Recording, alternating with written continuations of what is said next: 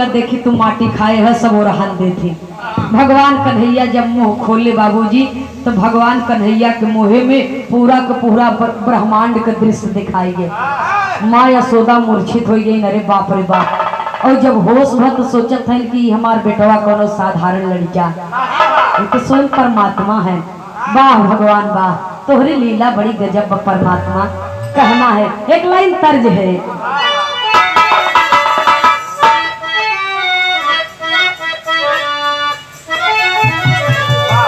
हमारे इलाहाबाद का गवैया स्वर्गीय जनाब श्री हैदर अली जुगनू जी गाया करते थे। कहा नान के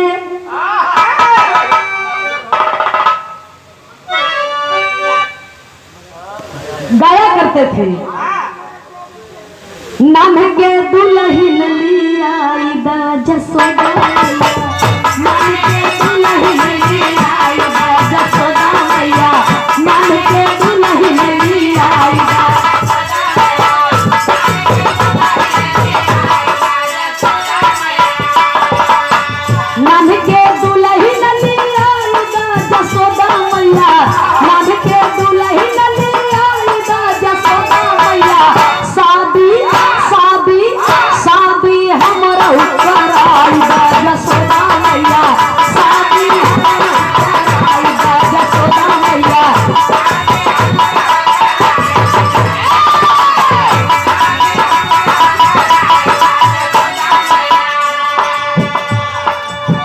सब कहा कि तू करिया है तुहार बियाह है हो तो के दुल्हन।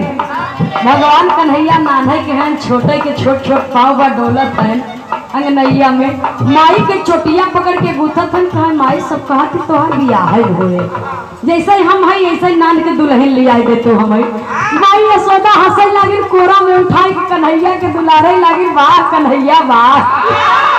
अब खड़ा होता तो उठ के उठत है, गिर पड़त है तो से तो दुल्हन ले आई गई। सुने वाले बाबूजी, लेकिन लड़का के बात महतारी के कभो बुरा नहीं लगाई तो तर्ज है, लेकिन बिरहवा में भाव बा। कहना है गुस्सा श्याम पर उतार जसोदा मैया, गुस्सा श्याम पर उतार जसोदा मैया,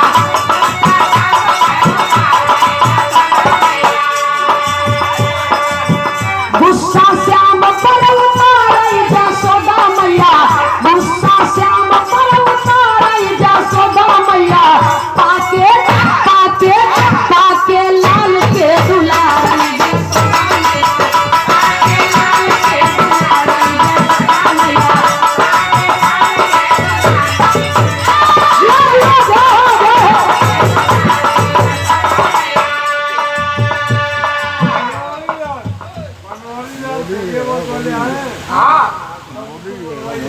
आपसे सादर निवेदन है, आप तक हम उछार कर देंगे अपने लल्ला के ऊपर। और जब गुस्सा जाए तो क्या करत है, ओखली में बांध के गई भरने पानी,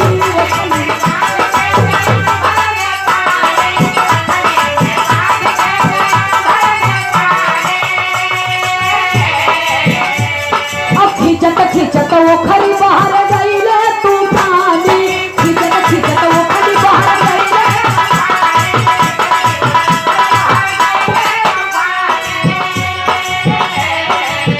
हो जाई नानी हारई जसोदा मैया, हो जाई नानी हारई जसोदा मैया, हो जाई नानी।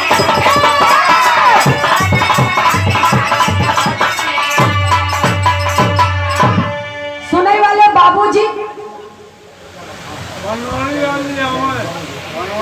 भैन सयान कहवा गए, धीरे धीरे भैन सयान अधर पर मुरली छेड़े तान, रासलीला को करते कान्हा मधुबनवा भवनवा में सदा पीछा।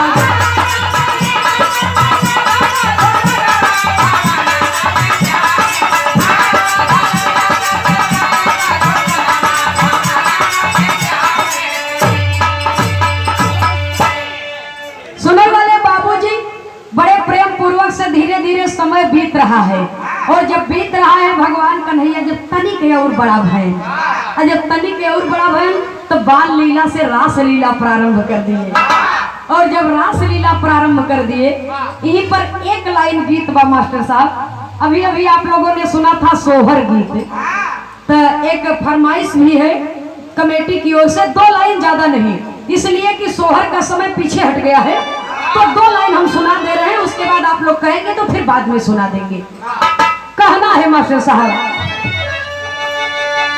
कि सोवत रहालिया टरिया सपनाए का देखे हो मोरे भाऊजी के भाई नंदा लाला बधैया लइके जाबाई हो मोरे भाऊजी के भाई नंदा लाला बधैया लइके जाबाई हो।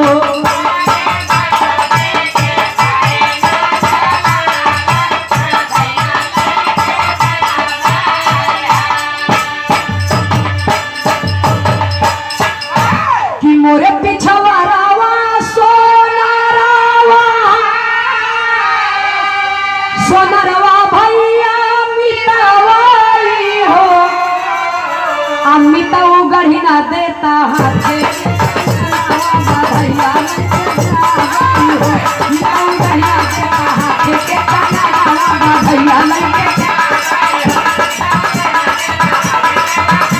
बाबू श्री बनवारी लाल यादव के मंच पर आ चुके हैं, एक बार तालियों से आप लोग सम्मान करें।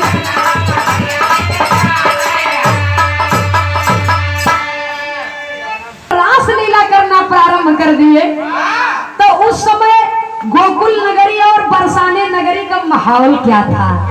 एक लाइन तर्ज है मास्टर साहब मौसमी गीत,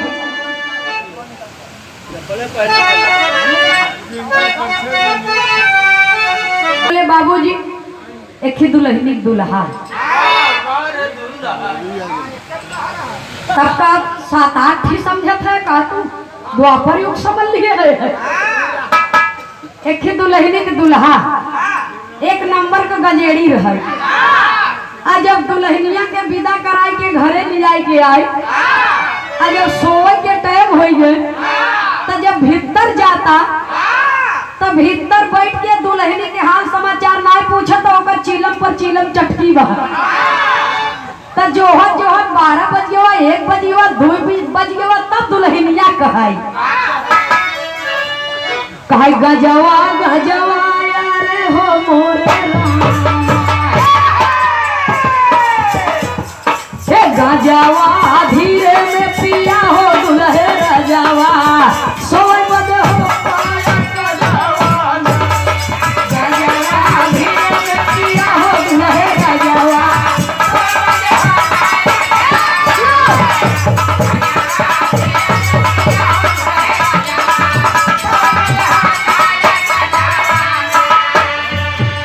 तमाम प्रकार का धुन तर्जमा, लेकिन बिरहा में भाव है, कहना है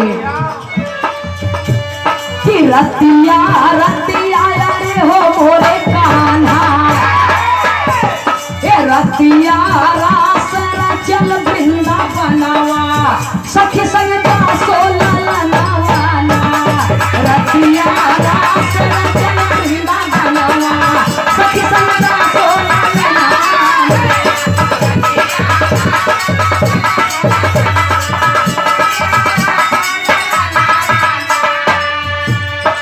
अधर सुधारस मुरली बाजत नाच संगे सहेलिया हो रामा,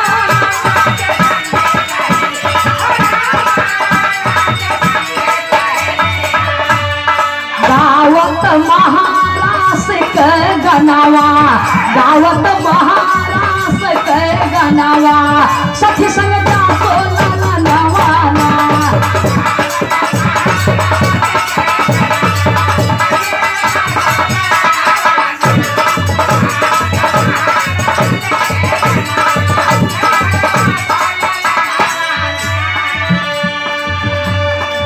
अच्छा भैया, एक सूचना है, बिरहा का विराट दंगल दिनांक 11 अक्टूबर को मां बनशक्ति देवी मंदिर माता का श्रृंगार है, छितौना जाल्हूपुर। बिरहा मुकाबला, बिरहा में गायक कलाकार हैं श्री ओम प्रकाश यादव जी, सुमित्रा नंदनी इलाहाबाद। लेकिन एमन एक ही खतरा काम लिखा बा बिरहा झंडा पर। देखा भाई एक घटना हमारे संगे हो चुकी बा में अगर ये झंडा वाली बात आई तो हमें के साफ साफ बताई देते। हम बिरहा गाय के चली गए इलाहाबाद, अहिया चूल्हानी में झंडा दे के गवैयन कह दिए ने विजेता हो गया तो हमार तो नाश हो गया ना। कुल संझा ही भवन कि भैया झंडा फैसला करे जनता। जनता चली गई अपने घरे, टेंट उखड़िए, मंच उखड़िए और झंडा ले जाए के उखाड़ के मंदिर में रख दिए। सवेरे गवैया पकड़ के फोटो खिंचा लिए, कहीं नंदनी से झंडा जीत गए। तो ये सुना हो चाहे भाई साहब प्रेम के बिरहा हो झंडा उंडा के चक्कर छोड़े एक रहा झंडा पर, बल्कि लड़ाई के बाद जो देश के झंडा पर शान मान पर मर मिट जाओ जाए वो ठीक बा। बिरहा प्रेम के है, तकरार के न हो, नफरत के न हो। ये बदे हमार निवेदन बा छितौना वालन से भैया झंडा उंडा के चक्कर छोड़े। बहुत बहुत साधारण नमन, मालिक सुखी रखे, परिवार सुखी रहे। 101 रुपया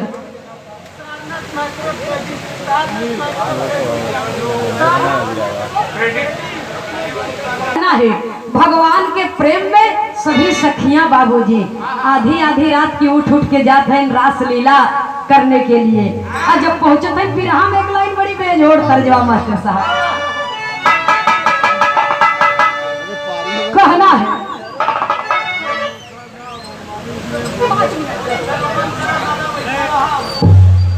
5 मिनट बाद दादा आपके मौका दे हम आओ मास्टर साहब।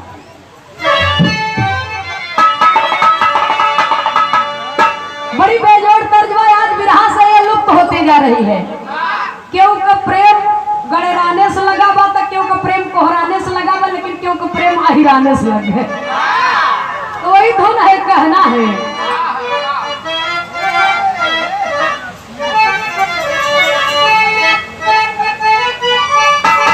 क्या बात है?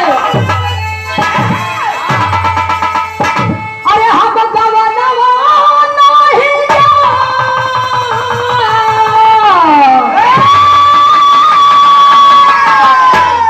ये हम गवनवा नहीं जा, हम गवनवा नहीं जा, तो हम गवना नहीं जा। हे गहिरी हम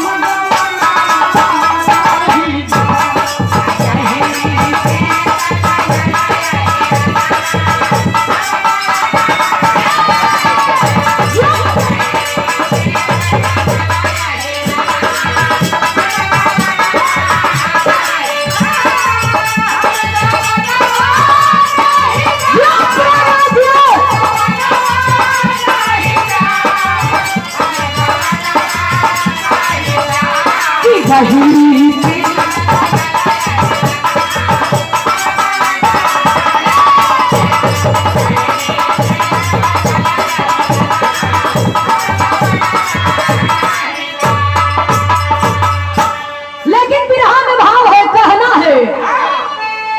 हे देवता साजा विमानवाना, हे देवता साजा विमानवाना, कि देवता साजा विमानवाना, देवता साजे विमानवाना, सब कोई नाचैया गे गगनवा, देवता साजे विमानवाना, सब कोई नाचैया गे गगनवा, देवता साजे विमानवाना।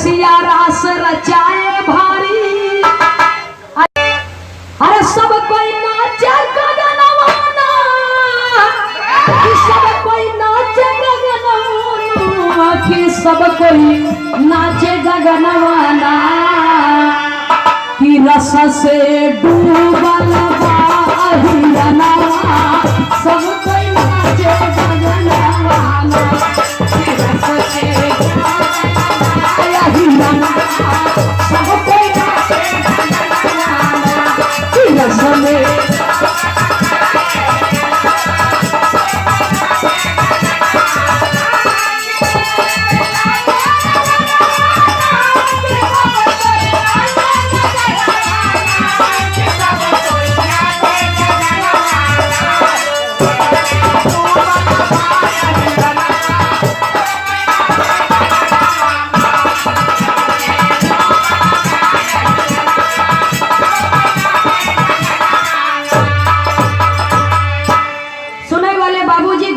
आखिरी तर्ज कहना है मास्टर साहब, यही है सखियों का महारास, अब मुक्ति मिलती छूटे फांस, एक कंसा तुरंत पठाया या करूर को भवनवा, भवनवा में श्याम की छवि। धीरे धीरे समय अपनी गति से बढ़ता गया। एक दिन वो समय आया जब मथुरा का राजा कंस अक्रूर जी को भेजता है कृष्ण को बुलाने के लिए, और सारी बात जब यशोदा जान जाती है बाबूजी, तो माँ यशोदा के दिल में बहुत दुख होता है। पूरा का पूरा गोकुल नगरी बाबूजी शोकाकुल में डूब जाता है कि रे बाप रे बाप, मानो कन्हैया नहीं जा रहे हैं, किसी की मृत्यु हो गई है, ऐसा प्रतीत हो रहा है। पूरे के पूरे नगर में उदासी छाई हुई है, बरसाने में उदासी छाई हुई है। कहाँ बाल लीला से पूरा का पूरा गोकुल धाम बाबूजी किलकारियों से गूंज उठता था, कहाँ महाराज से पूरे सखियों का मन प्रफुल्लित हो जाता था। आज भगवान कन्हैया जब गोकुल छोड़ करके मथुरा जा रहे हैं तो सबको बहुत कष्ट है। बिरहा का आखिरी तर्ज गाने का अंतिम भाव है।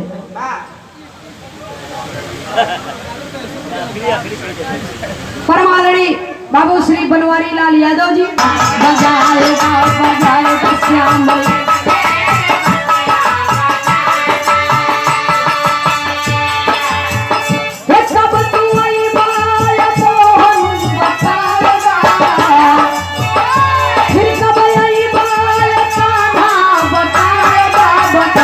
श्याम एक बेरी बसिया बजाएगा, बजाएगा श्याम एक बेरी बसिया बजाएगा, बजाएगा श्याम।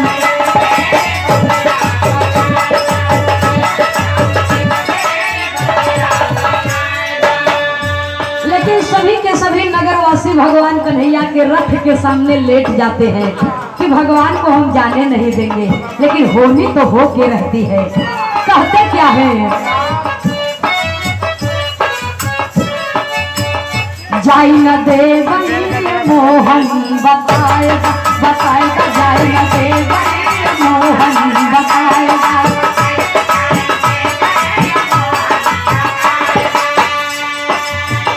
रथ के नीचे हम हन के दबाएगा, रथ के नीचे हम हन के दबाएगा, दबाएगा जाई न दे ये कान्हा बताएगा, बताएगा जाई न दे कान्हा।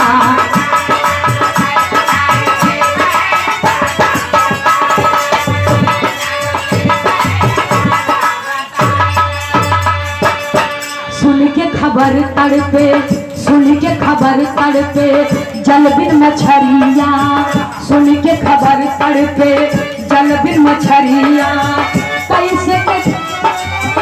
कैसे के रहबई कब होई है सिदरिया, कैसे के रहबई कब होई है सिदरिया, कैसे के रहबई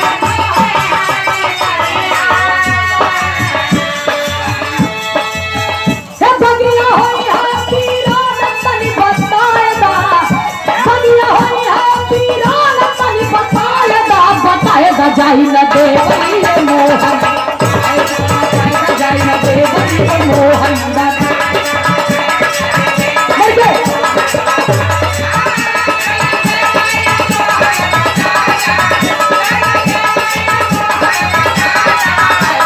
बजे कान्हा बजे।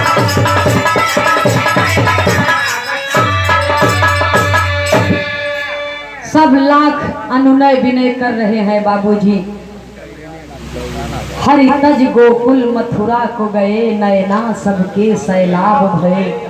जब श्याम न आएंगे ऊधो निर्गुण, समझावत क्या होगा। जो जिस सिद्धि का साधक है, बनबाधक कोई क्या होगा। भाव देना पड़ा आखिरी और अंतिम प्रमाण में खानदान के परिचय के साथ में।